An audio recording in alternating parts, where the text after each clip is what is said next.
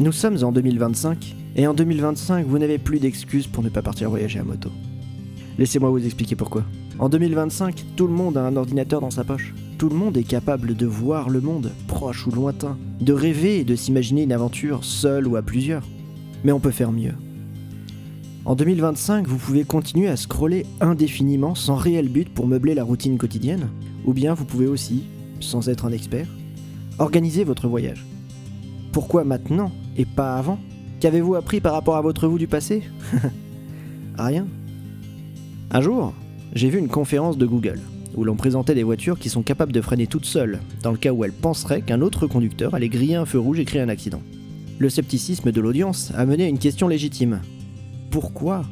Ce à quoi le présentateur a répondu : à défaut de mettre de l'intelligence dans la tête des gens, on en met dans les voitures. Vous vous demandez où est-ce que je vais comme ça, hein ? 10 ans plus tard, vous, moi et tant d'autres, nous ne sommes pas devenus des experts en road trip. Cependant, nos téléphones, en quelque sorte, eux, le sont devenus. Vous avez sans doute déjà entendu parler de ChatGPT, Gemini, Copilot, Grok, ou même Mistral et Claude 2. Ces nouveaux assistants ont pas mal fait parler d'eux, principalement pour des scandales de triche à l'école. Mais nous sommes des adultes, on peut tricher aujourd'hui, personne ne va nous gronder. En 2025, vous pourrez demander à votre téléphone de vous proposer des destinations à 2 heures de chez vous, ou bien carrément une boucle de road trip de 5000 km. Lui dire que vous n'avez aucune idée de quoi emmener, quoi manger, où dormir, comment vous habiller, parce que vous n'avez même pas regardé la météo. Et votre téléphone va y répondre. Croyez-moi, j'ai été le premier surpris quand il m'a sorti mon road trip en Espagne, avec tous les points d'intérêt, la liste des endroits où je pouvais dormir, que ce soit en bivouac, en camping, en hôtel, et en respectant le budget que je lui avais donné.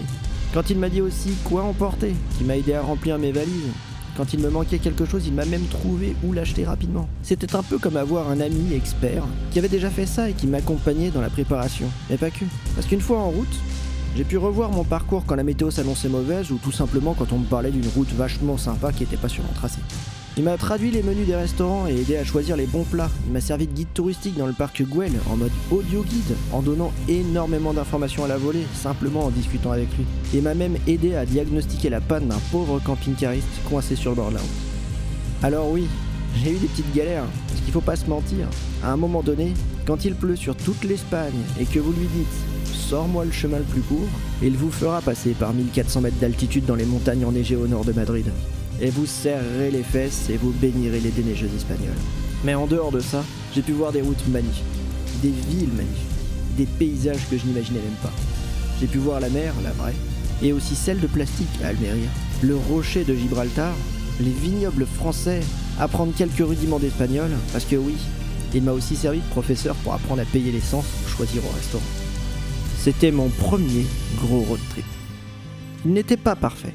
Mais entre regarder les voyages des autres dans mon lit à 23h30, alors que je devrais clairement dormir, et aller faire le tour de l'Espagne sans rien y connaître, j'ai juste eu besoin de poser quelques questions. Vous avez une moto ? Un sac à dos ? Un téléphone ? Alors en 2025, c'est quoi votre excuse ?